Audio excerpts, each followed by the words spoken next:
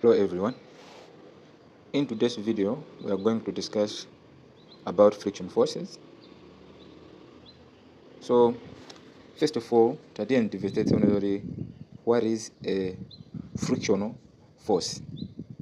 So when you say frictional force, mujijewa zilingaluri ndi force imene imachitika pamene zinthu ziwiri zagundana. Ndipo zinthu ziwiri pamene zagundana mwina chimodzi chaicho chikuyenda kapena zonsezi zikuyenda koma mosiyana ma direction. So when an object is moving on another object, it means they are in contact. Then when there is in contact like this, but one of them is moving or both of them are moving but in opposite direction, there will be a friction force. And this friction force is the one that causes an object which is in motion. Kuti pamapeto pake object imene kuyenda ikapeza zoti yaima. If the force is no if the force sikupangidwa apply. For example, when you throw a ball or you kick a ball moves for a certain time, and then after some time it stops. What makes the ball to stop is a friction force that is taking place between the ball and the ground.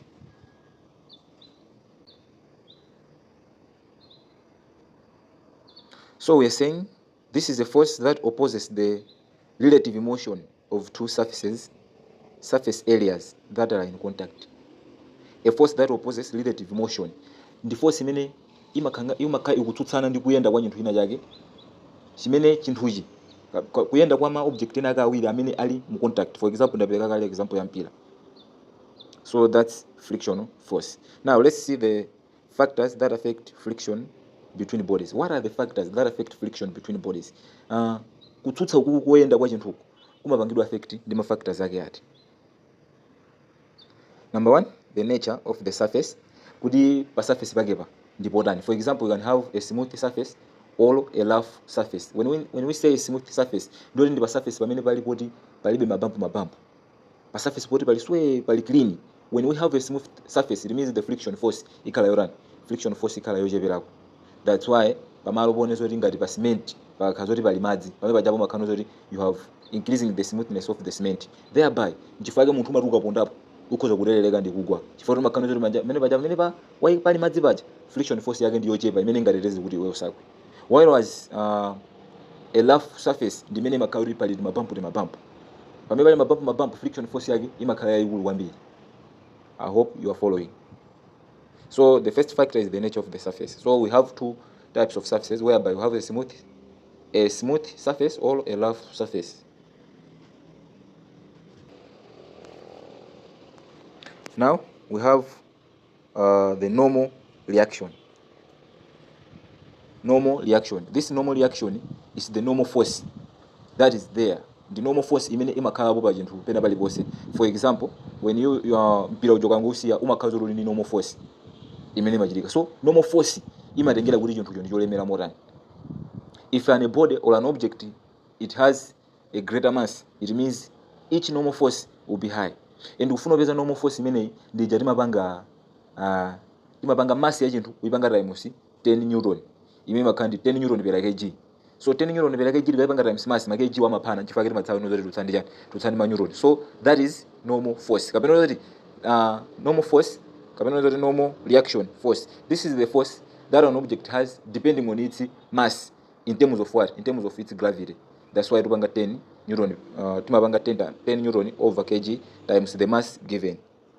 So we have two factors that affect reaction between bodies: nature of the surface and the normal reaction, whereby normal reaction is determined by the mass of an object. From there, let's see coefficient of solid friction. So we are saying when the body is about to moving, it experiences solid friction called static friction. Chinthu chinecho sichikamafuna kuyenda chimapanga experience solid friction imene machedwa static friction, ngati friction imene ili yoyambirira ine chisanayambe kuyenda. So any solid object when it is about to move, it experiences a static friction. This is the force that opposes motion between surfaces so that the body should not start moving. So static friction iyi ndi force imene object inali yonse imene ikamafuna kuyenda imakumana nayo kuti iletse chinthu chija kuti chisambe kuyenda. So whenever maybe you can try wakanozoti for example ndizipereka example ya mpira uja ukakhale ndi olemera kwambiri ukangogunda pang'ono umapeza kuti umafuna unyamuke koma sunanyamuke. Why?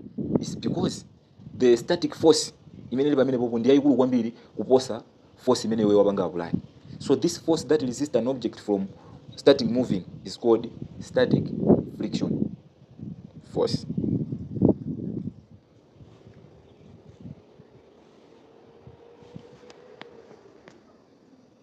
Now, when the body starts moving, it experiences solid friction lower than static friction, called kinetic friction.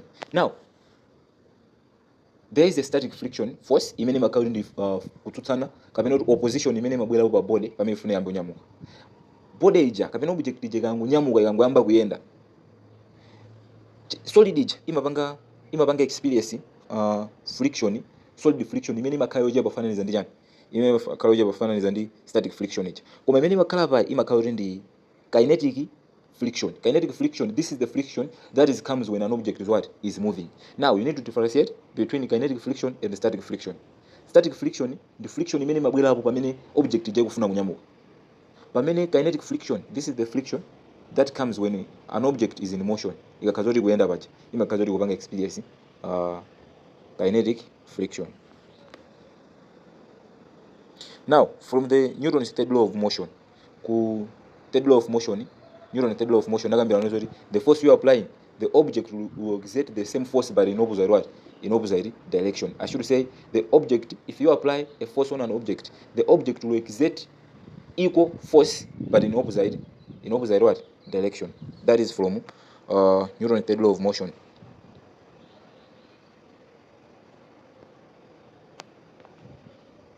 So we are saying weight of an object placed on the bench is equal and opposite to the normal reaction between the surface of the bench and the body in contact. Now here we need to pay attention pamawu athu a weight komanso normal reaction. Osewa ndi ma force. Weight ndi force imene object ikupanga exert. Pamene normal reaction ndi force imene bench ikupanga so exert ku object imene yayikidwa pa bench. For example, you have pressed the book on a table. Kulemera kwa bukulo ndoti ndi force imene yoyo imekutchedwa kuti weight. Pamene table ija kupanga support buku lija kuti likhazikike bwinobwino, imene ndi reaction force imene bukuli ikulandira kuchokera ku table ija. Remember, we discussed in some other videos kuti we have action and reaction forces. So weight is the action force and normal reaction is the force that a bench or a table exerts on something that is pressed on top of it. Now we are continuing. So because we have said a weight of a body pressed on the bench is equal and in opposite direction of the normal reaction force. That's why here remember that the force is directly proportional to normal reaction. So F akwimira weight of an object, R akwimira normal reaction. Remember takwambira noneza normal reaction timaipeza popanga mass ya chinthu times 10 newton per what? 10 newton per kg. Now continue mweyo, force is equal to that symbol SR, where that symbol is a coefficient of static friction. Coefficient of static friction. So ababa zilingano zoti imene tikupanga determine ababa the static friction. Static friction is the friction that an object experiences when it is about what? To move. So funa kuchotsa symbol yo ya direct proportional timayikapo izuko tikayikapo izuko timayenera tibweretsepo constant. So yoyo coefficient yoyo yakuyimira ngati ndiyani? Ndi constant koma wa static friction chifukwa uko kuli tayikako R. So zimene zikho zotithandiza ngati tafusidwa kuti tipeze force of an object kapena kuti weight of an object tikozopanga F is equal to symbol yoyo S imene ikuyimira static times normal reaction.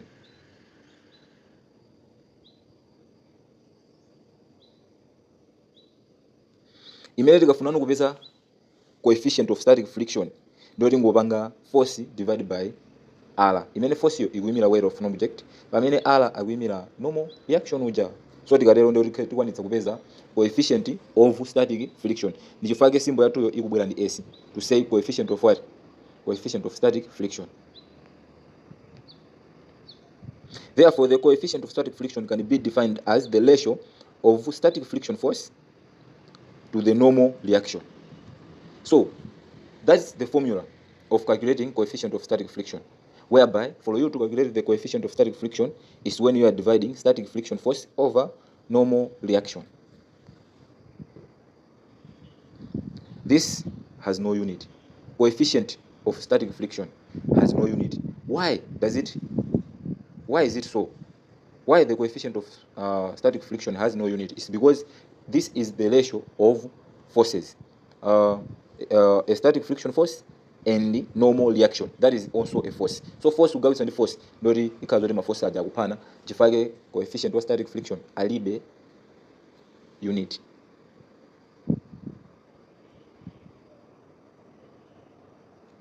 When the kinetic friction force is greater than the static friction force, the body moves.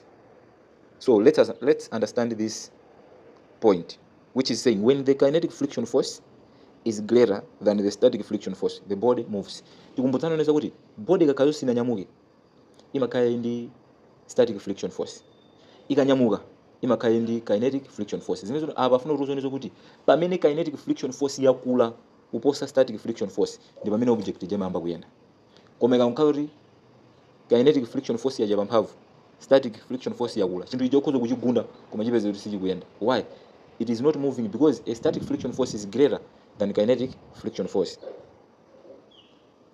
So therefore, here now we are talking about kinetic friction force. So chifukwa choti kuja kuti makwanitsa kupeza coefficient of static friction force ndoti tikhoza kupeza so coefficient of kinetic friction force. So for us to find force of kinetic energy, that is Fk is equal to coefficient K times normal reaction. Coefficient K is coefficient of kinetic energy. R the normal reaction yemweja.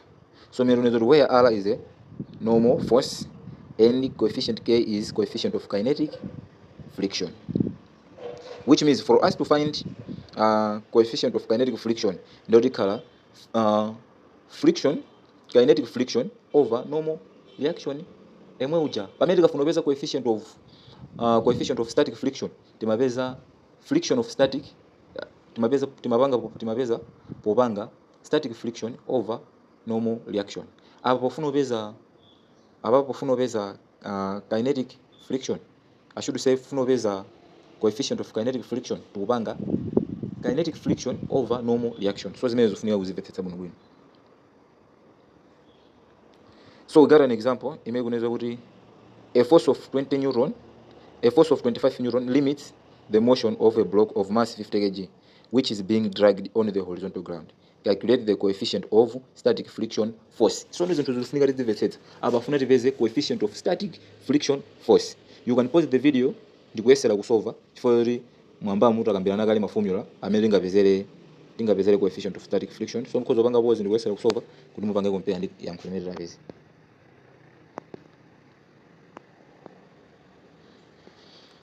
So tukuneza kuti force is equal to coefficient of static friction times normal reaction. Then tukupanga coefficient of static friction subject to formula imene tukuneza kuti coefficient of static friction is equal to static friction force over normal reaction. Imene tikapanga ikukhala 25 divided by 50 times 10 open bracket close bracket newton. Chifukwa chani 50 tikupanga times 10 chifukwa tikufuna tipeze normal reaction uja. Then pajali manezo tikufuna tipeza normal reaction umapanga mass ya object yo over 10 newton per kg. Ndi kg ndi kg yo akazora rani apana. Zimene tikapanga times zimene zikutipatsa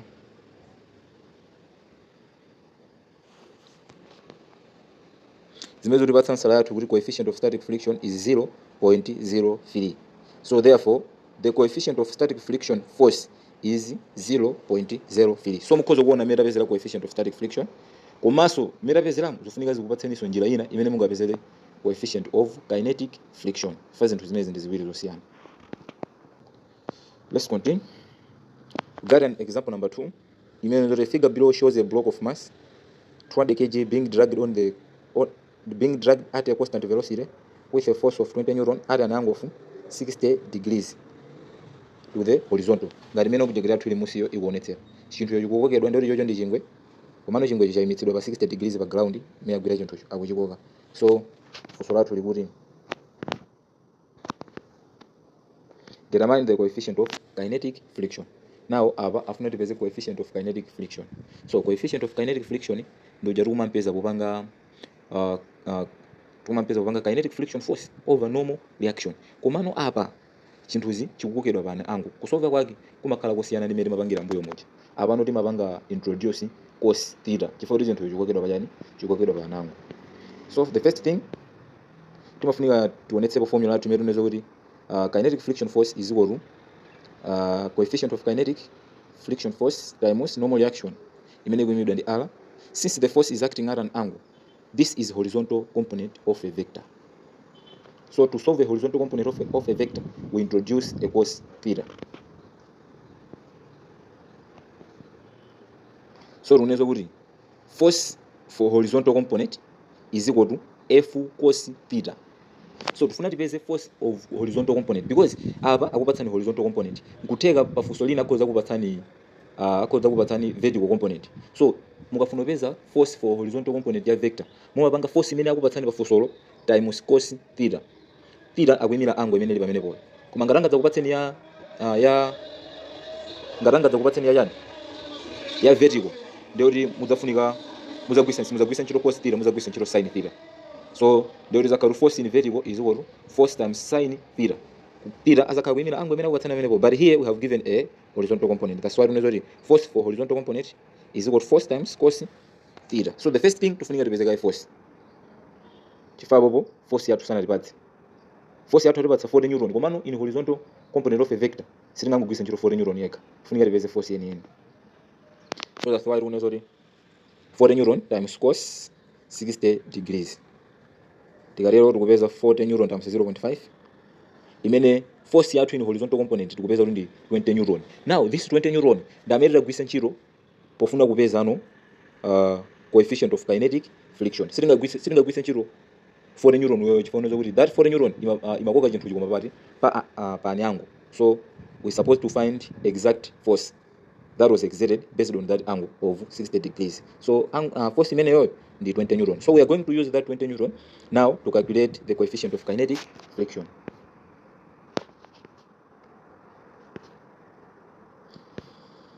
Now coefficient of kinetic friction is equal to friction force over normal reaction. So friction force yathu ndi jarapeza 20 newton ku previous slide ija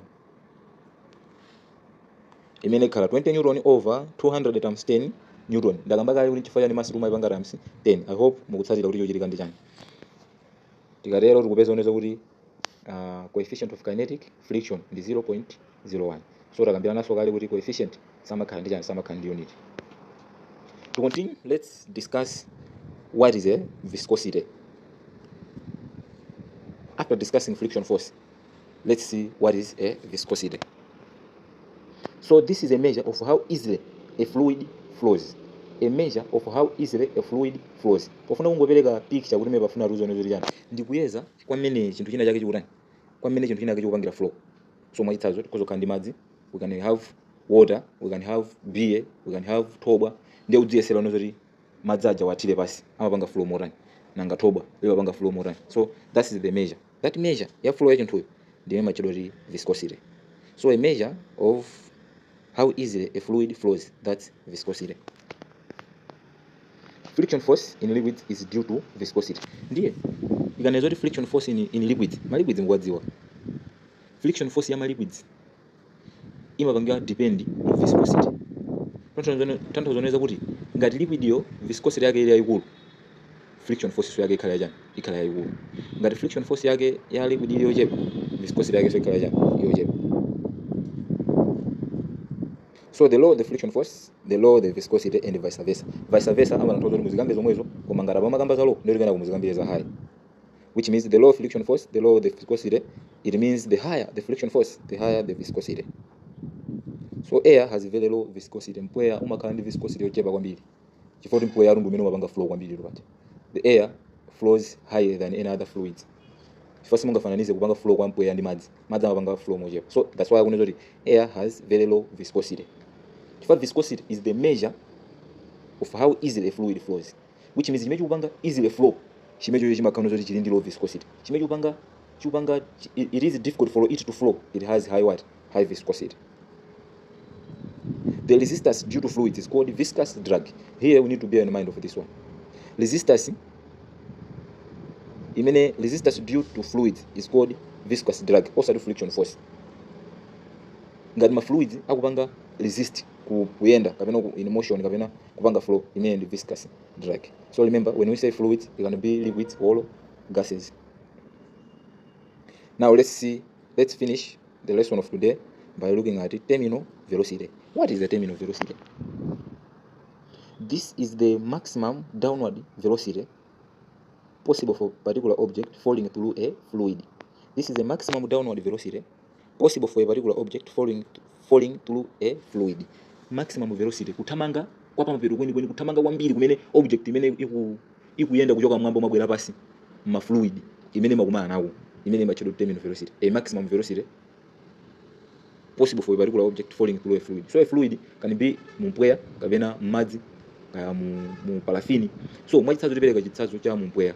Ngati mwala mauponya mwamba, mwala uchoka mwamba muja kubwera pasi, maximum velocity yake ya mwala imene kuyendera kubwera pasi imene machedwa terminal velocity. Mauponya mwala madzi mwala uchoka kuyenda madzi muja ukafike pasi, maximum velocity imene kuyendera imene machedwa terminal velocity. Kupitiriza. Now the falling object or body experiences three forces, namely chinthu chine chonse chimene chikugwa kuchoka mwamba mwabwera pasi, kaya madzi kaya mumpweya, chimakumana ndi ma forces atatu awa. Force yoyamba imachedwa weight of the body. Force yoyamba imachitika chifukwa cha kulemera kwa chinthucho. Ija timapanga masiyo mwachidule weight of imene timapanga masi ya chinthucho times 10 newton over kg. Imagine ndimene imakhala weight of the body. So weight of the body is the force, one of the force in which an object which is falling experiences.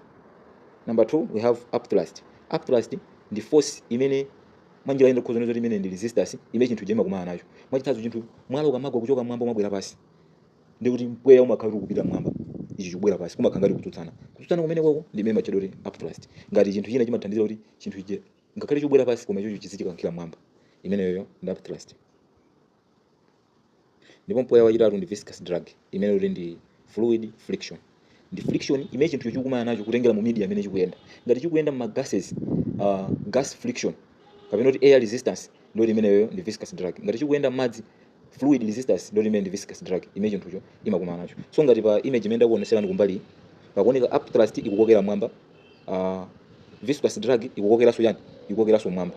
Pamene weight of an object ndi imene ikukokera pasi. Kuti kuolo munthu takha kuti wakwera kaya mtengo muja kukugwa, chimene chimakupangisa kuti ugwe ndi weight yako. Kwa pamene ukugwa muja umakhala kuti pali ma forces awiri amene afuna kukokera mwamba, koma weight yako imakhala yaposa ma forces awiri amene ndifa kumapeza kuti munthu kupita ukugwabe mwamba. For example, we talk about parachute imene kubwera kuno. Kunena kuti chimachitika ndi chani, munthu wa tsegula parachute yake imapeza kuti speed yasintha. Pamene pajapo imakhala kuti when she turns out the parachute imakhala kuti ma forces wonse atatu ndi ofanana. Ngati unaweza kuti weight, upthrust ndi viscous drag, all the forces are equal. So when all the forces are equal, mapeza kuti munthu uja kuyenda pa uniform velocity, akutsika koma pa uniform velocity osati yothamanga velocity yomwe ija velocity manager ndi imazamuthandizira kuti atsike pasi bwinobwino mosavutika. Chifukwa kuti unaweza kuti initially weight of the body imakhala kuti greater than upthrust plus viscous drag, hence the body accelerate downward. Poyambirira chinthu chikamachoka mwamba kumabwera pasi, chimakhala kuti poyambirira weight ya chinthucho ndi yayikulu kwambiri kuposa upthrust komanso viscous drag imene ili friction due to what, to fluids. As a fluid friction increases, it reaches a point where upthrust is equal to viscous drag is equal to weight of the object.